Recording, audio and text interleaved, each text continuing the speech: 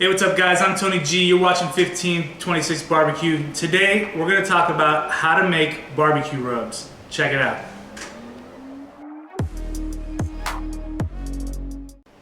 Now the first step to any good DIY barbecue rub is understanding what you're going to cook. Your rub recipe is probably going to change a little bit depending on if you're cooking brisket as opposed to pork ribs. So just keep that in mind, and we'll talk about some of the differences while we make our rub today. Alright, so some of the key ingredients for any DIY barbecue rub is salt and pepper. Now some folks will tell you don't add any salt to your rubs, and that's okay if you like that idea.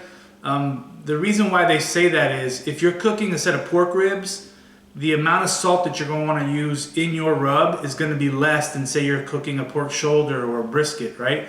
Those big heavy chunks of meat can take on more salt because you're trying to get that salt to flavor the entire meat. Whereas pork ribs are nice and skinny, so if you put too much salt on those, it'll be over salted. So with that in mind, I'm going to be making this rub for some pork shoulders that I'm going to do this weekend, so I know that I can go heavy on my salt. Alright, so for the salt today, I'm using this Coarse Kosher salt. We're going to need about a quarter cup of salt.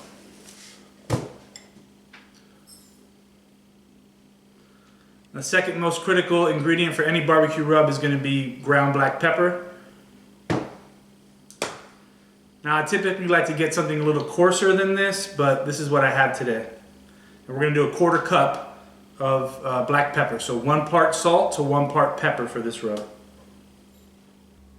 Alright, so now it's time to add some of the savory notes. I'm going to be including some garlic, some granulated garlic, and some granulated onion.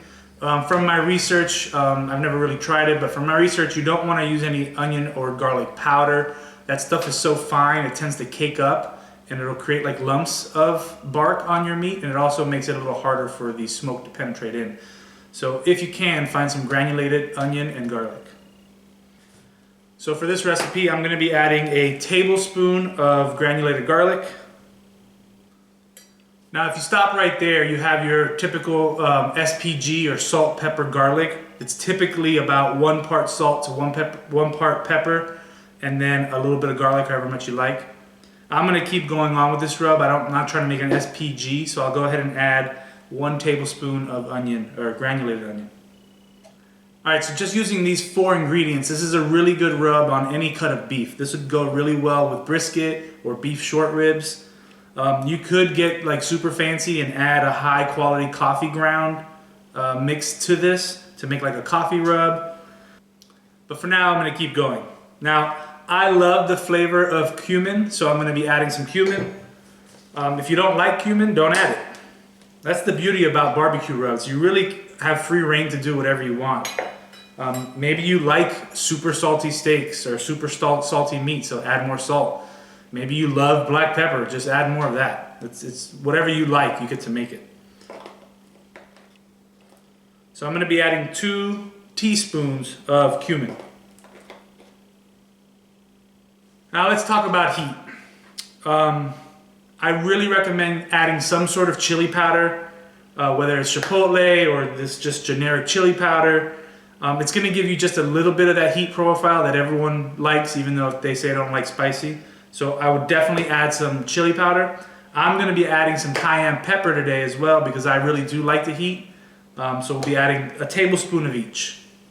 Now these chili powders do more than just add heat. They also give your bark a nice good color. Now the king ingredient for color is paprika. So if you're cooking any sort of pork, I'd recommend adding paprika.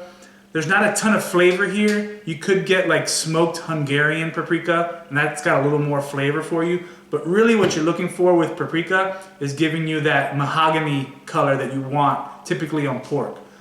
So I'm making some shoulders. I'll be using this. If I'm making a rub for pork ribs, I'll definitely be using this. I'm going to add a tablespoon. Alright, now let's talk sugars for barbecue rubs.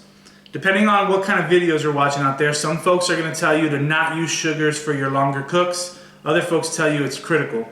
Here's my opinion on it. If you like sweet rubs, if you like sweet tasting barbecue, you should add some sugar, right? A lot of folks theorize, and I myself also theorize, that sugar is actually really important to develop a good bark, right? So what most people fear about using sugar in rubs is for your super long cooks that sugar can burn, is what they say. I haven't had that experience myself. For years I used store-bought rubs, and those rubs have sugar in them, and I've never had like a burnt sugar taste.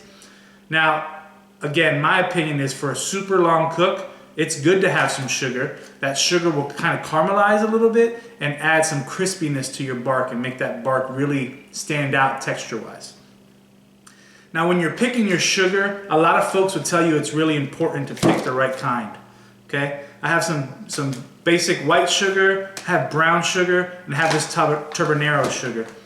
There's not a big difference between these different sugars that you can use in your barbecue rub. So white sugar is going to be like fully refined and all the molasses is taken out of it. Brown sugar is basically white sugar where they add some of the molasses back. Depending on how much molasses they add to the sugar will get you either light brown sugar or dark brown sugar. And if memory serves me, turbinado sugar, which is what we're going to use today, this is actually sugar raw from the cane before they extract the molasses. Now, the camera's kind of far away so you can't see it, but this sugar is like really, really coarse. It's almost as coarse as like coarse ground pepper. It's got a really nice taste. That molasses taste is typically associated with good barbecue. It's in barbecue sauce, right? Molasses and brown sugar. So for our rub, for our pork rub, I'm gonna go ahead and add some. I have seen videos where folks even use sugar, you know, whichever kind you have, on a brisket. I haven't done it yet myself. I've only cooked one brisket. But definitely add sugar to your rub if you like sweet barbecue. And I love sweet pork. Pork is really good at handling sweetness, so you can add some sugar to it. Again, because I'm doing pork shoulder, I'm gonna go super sweet. I've never added this much, but it's always an experiment when you're making barbecue rubs. I'm gonna add a 1/4 cup of this turbinado sugar. This stuff is super coarse. I think it's gonna be just fine. All right, now that you have all your ingredients in your bowl, you can just take a fork and kind of mix it all up. If you find any chunks in there, you want to make sure you crush that up with your fork. A lot of that will break up once we put it in our shaker, which I'm going to do here in a minute, but just kind of break it up as best as you can. And I'll tell you guys, this is smelling really good. Let me get up closer to the camera so you can take a look at this. So here's our rub that we made. It's very coarse. You can see the salt, you can smell the black pepper, you can see the sugar. It's got some spice from the chili, savory notes from the garlic, the onion, and cumin. This is going to go great on some pork shoulder.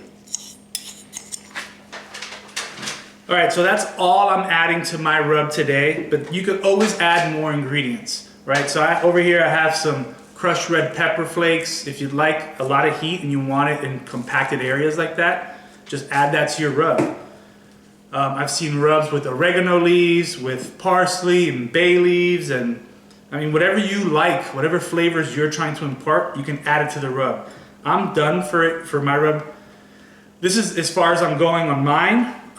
Let me show you how I get into a shaker.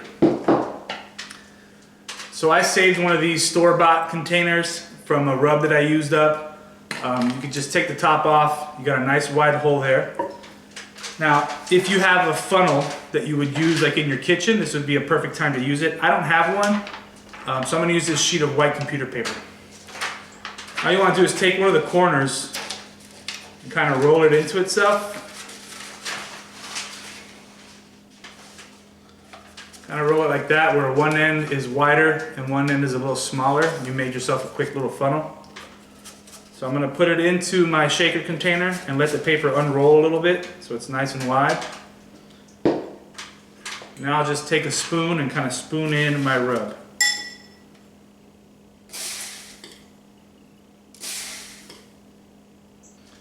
Alright, once you get the container topped off, just reattach the lid that you got at the store. And this rub is good to go. If you'd like any more details on a certain type of rub or have any questions, just let me know down in the comment below. I could always make another video if you'd like specialize on a certain type of rub. Again, just let me know down below. Don't forget to like and subscribe. We'll see you next time.